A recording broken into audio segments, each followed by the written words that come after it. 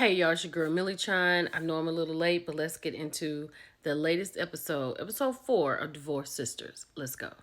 So Naomi has come into the venue drunker than Cooter Brown. The girls make a big fuss trying to get her seated. Does she have coffee? Then she starts talking about her ex-husband and his current wife and going back and forth, shooting shots at each other. Rashida is trying to calm her down. This went on way longer than it should have gone on. But she wanted to sit by her ex-husband and his wife. She told her she liked the earrings because those are the ones that they came and confiscated from her before this particular event. And she was just loud and rude. This one right here, I think we're all onto him, right? He is just a little too concerned about things that the pastor doesn't like, and he is on board whatever the pastor doesn't like, right? He is a little too concerned for me. Then Jeff is over here trying to tell Rashida that she needs to make her friend leave. Rashida asked Jeff 1,000 times, was Franklin coming? I don't know. I don't know. I extended an invitation. I don't know. But he knew he was coming because he has the money that they need for the church. Now he's asking her to get her friend out. She's like, this is my friend. I'm not telling her to leave.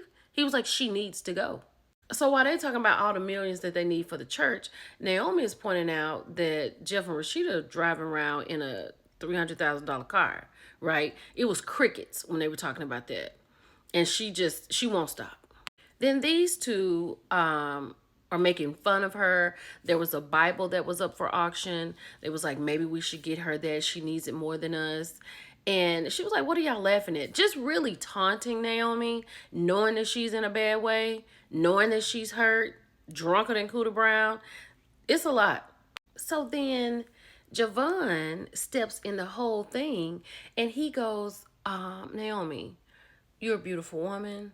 Let me take pictures of you. I'm a photographer, along with being a lawyer, and I would love to photograph you, right? And I want to photograph all the women.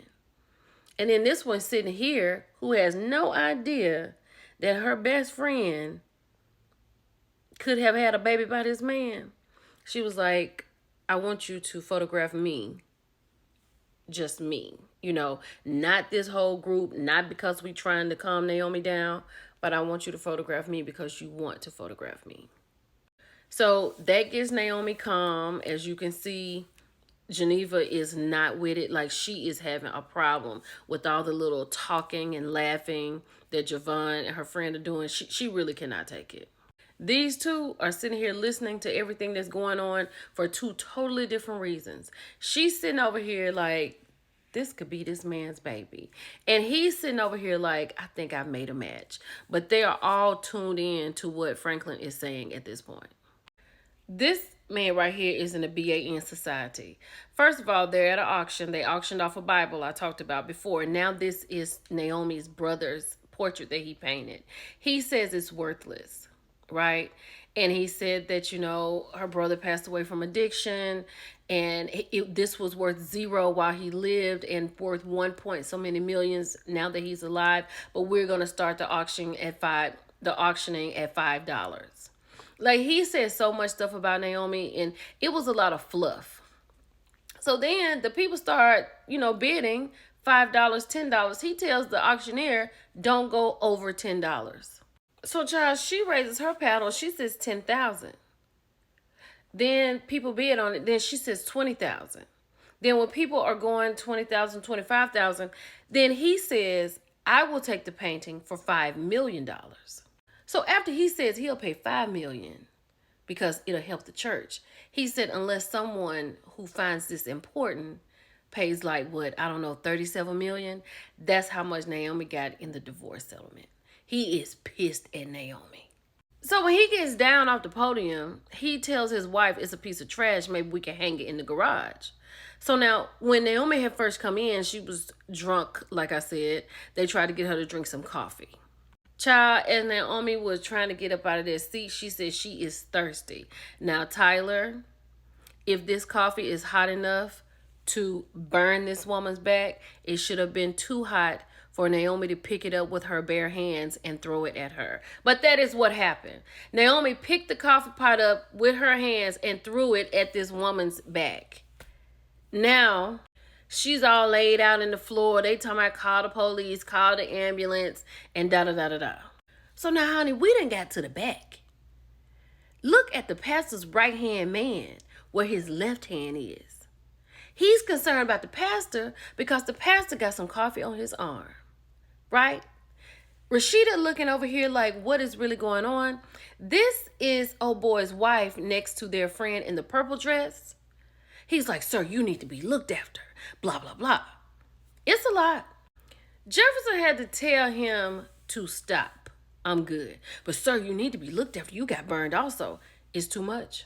So the pastor said he gonna go to the hospital to check on his friend's wife. And then she said she going to the precinct to check on her friend, Naomi. So now the pastor mad at her because he don't understand why you going to check on your friend when as a first lady, you need to be going to me to check on the person that got hurt for our benefit. So Geneva was like, don't worry about it. Naomi won't see a judge until tomorrow. I'll go down to the precinct. I'll get it done. Then Javon back here in the back, I'll help you. I'll drive you. It's just too much. She don't need, Geneva talking about she don't need Javon's help. Then her husband, William, is not making it any better. You go ahead and take Geneva. Then Geneva's friend said, I'll ride with y'all. Y'all, it's a mess. Let's keep going. So the pastor's right-hand man tells his wife that he's going to go on to the hospital. She looking at him crazy too. And Rashida knows something is going on because it's the fuss that the right-hand man was making, and she's trying to figure out what's really happening right now. This conversation should have been 2 minutes, okay?